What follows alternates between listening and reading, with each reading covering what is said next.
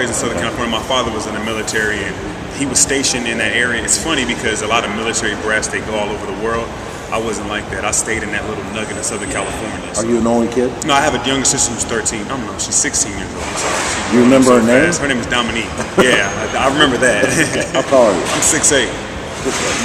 I think I was robbed for 2 inches. I think I was supposed to be 6'10", bro. Well, you still could grow. You played basketball in high school. Yes, I played basketball. I was one of the top players in Southern California. Got recruited by a lot of schools, but unfortunately didn't take school so serious. So I ended up having to go to Division II school out of high school. Redshirt my first year, and then that began. I was McDonald's All-American nomination, and I was All-City and all that stuff. I wasn't that big time, but for my area, I was kind of a big deal. Played at Humboldt State University. Nobody's ever heard of it. I didn't hear about it. It's like right on the Oregon-California border. I went to University of Texas San Antonio. I've heard of that. Yes, sir. That's great. I love San Antonio. Did you play ball there? I did. How'd you do? I did really well. I didn't get any nominations or any big thing like that, but I mean, it was a really good team, good atmosphere, and it gave me an opportunity to really grow as an athlete, grow as a player, and grow as a man. From there, you went to international basketball. Yes, sir. And where did you go? I went to Holland. Holland?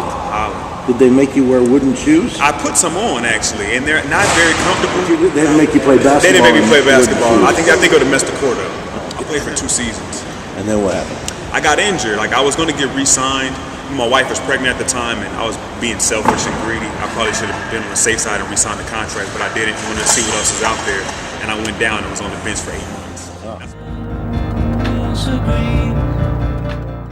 You came back, you didn't have a job. I did not. I was struggling. It was a tough time in my life, and I lost a lot of faith in the process, but I thank God for my family who helped me, supported me, and my wife who helped me and continued to push me and motivate me in spite of my downfalls, in spite of the situation that I was in. Okay. And you stumbled upon this crossover thing. Yeah. I mean, I was just going to people's website trying to apply for jobs. So here she is on Craigslist, and she's like, "Hey, I think you need to look at this." I'm like, "Okay." So I'll go to the website and look at it.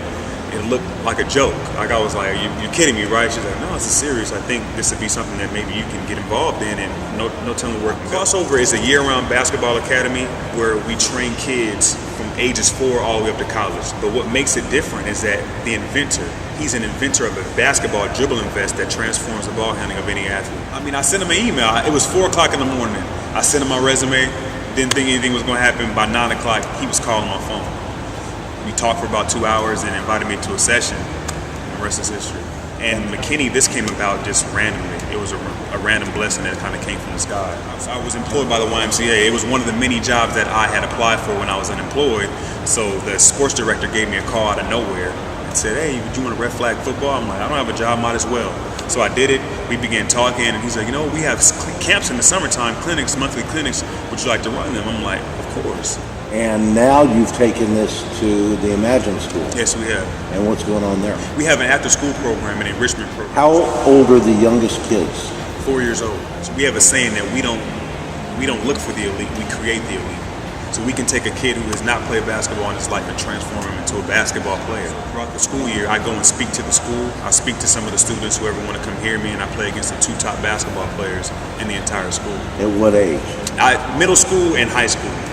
So you go 1-on-2. 1-on-2. Or 2-on-1. Yeah. With the best high school players at McKinney Boyd. And how do you do? I do pretty good. I mean, I haven't lost yet. I know. Man, who's that cat coming down the street? I don't know, but it sounds to me like that. So we start with ball handling, but by the end of the session, they're working on shooting, they're working on footwork, they're working on defense, they're working on the entire package. But like I said, ball handling is where you start. What it's going to do is restricting your movements.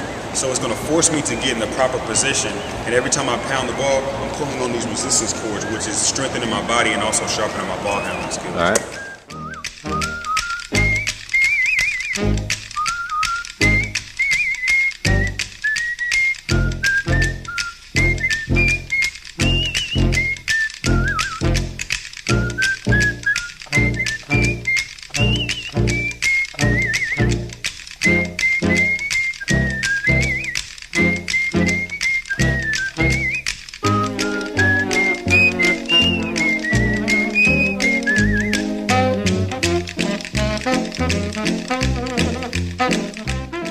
McKinney Performance, that's my nonprofit in which like I said, I take some of the best athletes and I take them through a week camp. So along with that week camp comes a curriculum that's in the scriptures, and that teaches them about the Word of God, and it teaches them about how to be a professional athlete and how to prepare their mind and their body to go to the next level. Because it's so much more than just skill. It's so much more than that, and I've learned that just through my years and my career of getting injured and all that stuff. And kids need to understand that it's not as easy as it looks.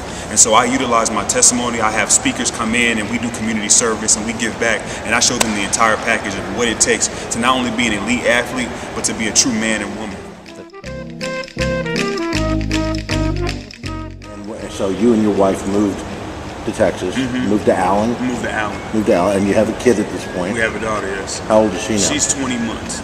Wow. She's beautiful and tall. She's taller than most 2-year-olds. So yeah. The doctor said that she was going to be anywhere between 5'10" and 6 foot. So I'm leaning more towards a 6 foot.